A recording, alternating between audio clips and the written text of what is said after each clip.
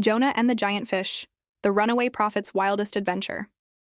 Once upon a time in the ancient land of Israel, there lived a prophet named Jonah.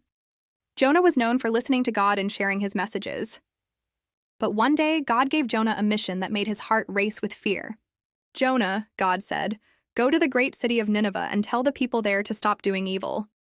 Warn them that if they don't change their ways, trouble is coming." Jonah was shocked.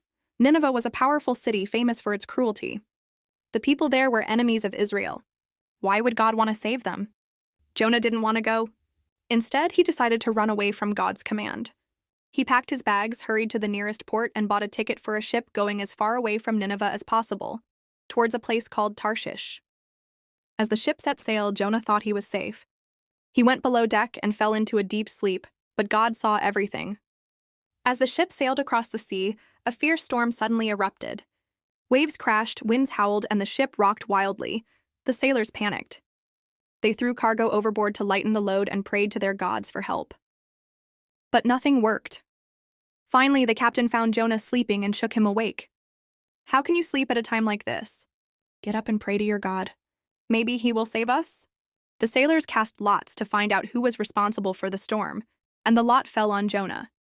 "Who are you? What have you done?" they demanded. Jonah confessed, "I am a Hebrew. I worship the Lord, the God who made the sea and the land. I am running away from him." The sailors were terrified. "What should we do to stop this storm?" Jonah replied, "Throw me into the sea, and the storm will stop." The sailors didn't want to, but as the storm grew worse, they finally lifted Jonah and tossed him overboard. Instantly, the sea became calm. The sailors were amazed and praised the God of Israel. But what about Jonah? But God had other plans. He sent a giant fish to swallow Jonah whole. Inside the dark, slimy belly of the fish, Jonah had time to think. For 3 days and 3 nights he prayed. He thanked God for saving him from drowning and promised to obey if given another chance. After 3 days, God commanded the fish to spit Jonah out onto dry land. Covered in seaweed and sand, Jonah stood up, alive and grateful. This time when God said, "Go to Nineveh," Jonah listened. He traveled to the city and walked through its streets, calling out, "In 40 days, Nineveh will be destroyed unless you turn from your evil ways." To Jonah's amazement, the people of Nineveh listened. From the king to the poorest citizen, everyone stopped what they were doing, put on sackcloth, and fasted. They prayed to God for forgiveness and promised to change. God saw their sincere hearts and decided not to destroy the city. He showed mercy to Nineveh, just as he had shown mercy to Jonah. But Jonah wasn't happy.